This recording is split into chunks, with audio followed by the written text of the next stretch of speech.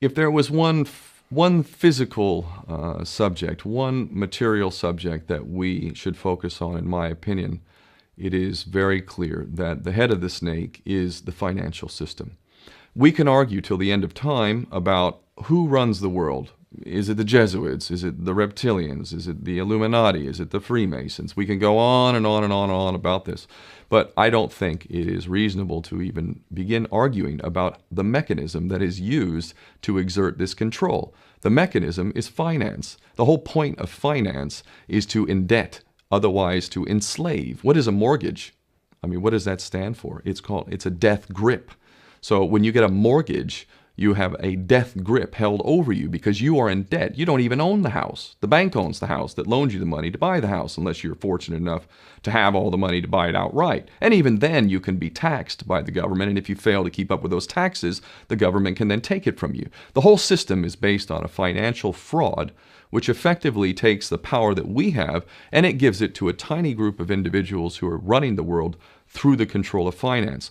With the infinite supply of money that we have allowed them to take, they have literally an infinite supply of money, and with that money, and from their psychopathic point of view, they have bought everything and everyone who can be bought.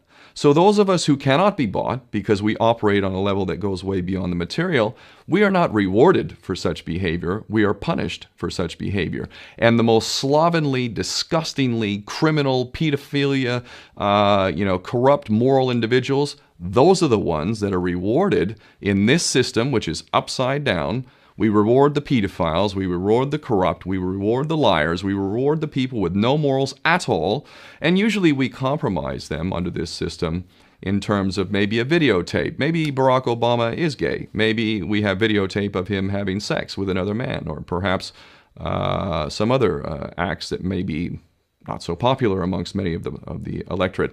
Or maybe we have videos of political leaders having sex with little boys or little girls. If I was in charge of the world and I was a psychopath and completely drunk on my own power, you can bet damn sure that's what I would do. I wouldn't allow anyone in a position of power who wasn't completely compromised. When you have an infinite supply of money, you can do this. Take that supply of money away, take that power back, put it in the hands of the people, get rid of fractional reserve banking, which is an obscenity in itself. Listen to the lessons of Jesus Christ. If you're a Christian who got really pissed off when he went to the temple and he saw what the money changers were doing, let's take back control of the issuance of money, and not just on a national level. I'm happy to see in Denmark that you have your own currency. You don't have the euro.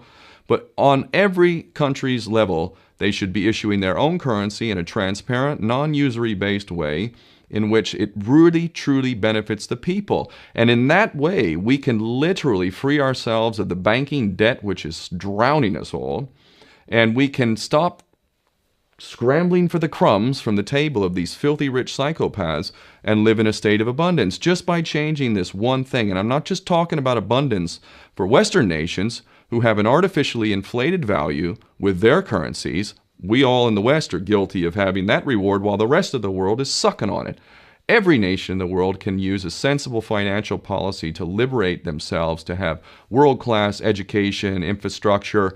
Everything that a healthy society would require can be had in the worst, most corrupt African country, in any part of the world. We can all have that if we simply change that one thing. John F. Kennedy did that about 6 months before he was taken out. He issued United States notes as opposed to Federal Reserve notes. I can assure you the powers that be knew the power of that act, and they took him right out. So the bottom line is, if we as people understand this very simple principle, just this one thing, change this one thing, we can solve every other problem you can name. I don't care what the problem is. I can bring it back to the financial system and an infinite supply of money for a bunch of psychopaths who are running the world, as opposed to an abundant supply of money for all of us. So in that sense, I'm very optimistic. This is not rocket science. I am not the smartest guy in the room. We can all understand this. And as soon as we do, we can exercise the same power that we had, but relinquished, and we can have a future for ourselves and our children. There's a lot to be optimistic about, quite frankly.